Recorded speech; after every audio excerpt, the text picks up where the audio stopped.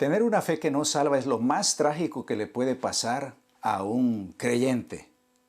Fíjate, aquí en la palabra de Dios dice que mientras estaba en Jerusalén, Jesús, está hablando de Jesús, San Juan 2:23, en la fiesta de la Pascua, muchos creyeron en su nombre al ver las señales que hacía.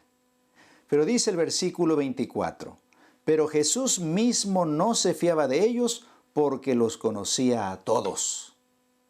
Qué interesante declaración, porque aquí está hablando de personas que en apariencia creen, pero nos dice y nos revela que Jesús mismo no se fiaba de ellos. En otras palabras, era una fe falsa. Por eso te decía que lo peor que nos puede ocurrir es tener una fe que no salva. Si quieres saber cuál es la fe que realmente funciona, quédate conmigo. Esto es Salvando Vidas, un espacio para conocer con claridad las maravillas del plan de salvación. Bienvenido.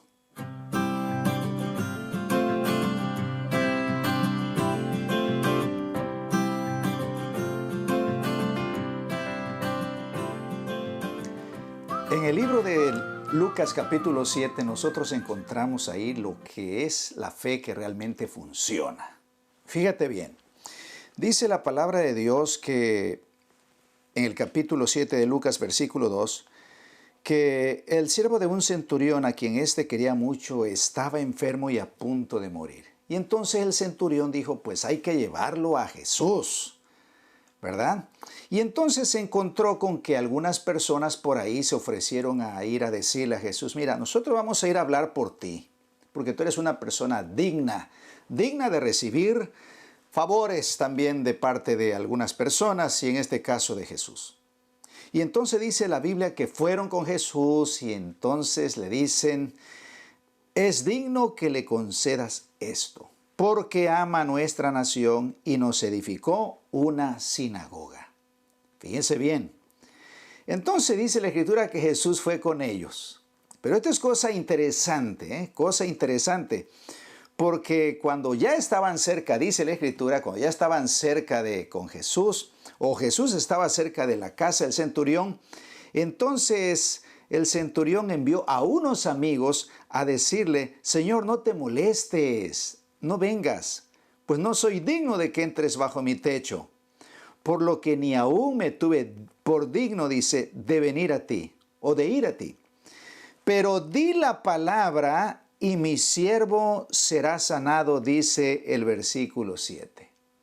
Fíjense bien, esto es muy interesante porque la Escritura dice que al oír esto Jesús se quedó maravillado y dijo, ni siquiera en Israel he hallado tanta fe, dice ahí en el versículo 9. Ni siquiera en Israel he hallado tanta fe. Ahora mira bien, ¿a qué le llamó fe Jesús?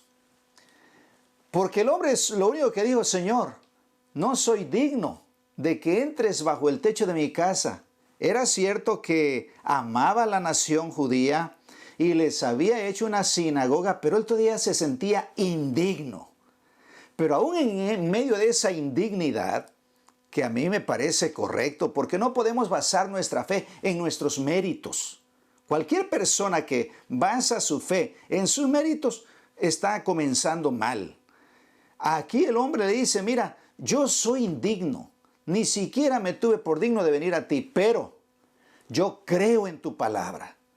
Y solamente di la palabra, y mi siervo sanará. Fíjense bien, esto es importante porque incluso el mismo diablo tentó a Jesús diciéndole, mira, si eres hijo de Dios, di que estas piedras se conviertan en pan. Solamente dilo. O sea, el diablo reconoce el tremendo poder que tiene la palabra de Cristo. Pero observa bien que aquí el centurión no usa como Satanás estas palabras para tentar a Cristo, sino que eso es la verdadera fe. Al punto que dice Jesús, ni aún en Israel he hallado tanta fe. Ahora, ¿por qué es tan importante el análisis que estamos haciendo aquí en Lucas capítulo 7? Porque para comenzar, el centurión dependió solamente de la palabra para que el milagro fuera realizado. O sea, pero es una fe que si no la tenemos, pobre de nosotros que no la tengamos. Te voy a decir por qué. Porque acá en el libro de San Mateo, cuando se registra otra vez el mismo incidente, agrega algo. Después de que Jesús dice, ni aún en Israel he hallado tanta fe, dice Mateo 8, versículo 10, enseguida agrega una cosa. Os digo que vendrán muchos del oriente y del occidente, y se sentarán con Abraham, Isaac y Jacob en el reino de los cielos. Pero los hijos del reino, es decir, los hijos de Israel, el pueblo de Israel dice, pero los hijos del reino serán echados a las tinieblas de afuera. Allí será el lloro y el crujir de dientes. En otras palabras, si no tenemos una fe como la del centurión, pues lo que nos espera no es el cielo, sino lo que nos espera es el castigo. Es ese lloro y crujir de dientes que dice la Escritura, que es el de aquellos que se quedan afuera de esa cena que Dios ha preparado para sus hijos, cuando Cristo venga, donde va a estar Abraham, Isaac y Jacob. Observa bien eso. ¿Por qué? Porque aquí Jesús no es solamente que se está maravillando con la fe del centurión. No. No es solamente eso. Y esto es muy importante. ¿Por qué? ¿Por qué es tan importante? Porque aquí está haciendo la definición de fe que nosotros necesitamos. ¿Cuál es esa definición? Que tenemos que creer que esa palabra, tal como la dice el Señor, así es. En otras palabras, la única fe que nosotros necesitamos no es una fe capaz de hacer milagros. Es decir, es aquella que es capaz de creer que todo lo que Cristo está diciendo en su palabra es verdad.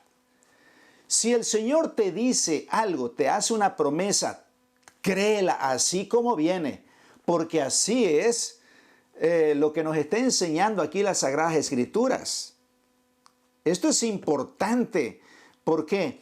Para comenzar, aquí nos está diciendo que el centurión no esperó a que los demás, el pueblo de Israel, creyeran. No.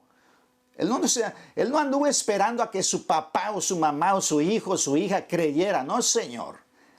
Al punto que dice Jesús, ni siquiera en Israel he hallado tanta fe. Pero sus consecuencias son tan grandes que Jesús dice, si no tienes una fe así como la de este centurión, dice, muchos vendrán de oriente y de occidente y estarán en la cena del Cordero. Pero esas personas que no tienen una fe como la de este centurión, dice, bueno, estos se quedarán afuera. ¿Qué es fe entonces? Fe es creer que la palabra de Dios tiene poder viviente, y que ese poder podemos usarlo hoy, podemos aferrarnos a ese poder, y entonces esas promesas se cumplirán en nuestra vida. Así que yo te animo a tener una fe así. Si te gustó este video, dale like, compártelo, haz algún comentario y recuerda que en este canal compartir es salvar. Que Dios te bendiga.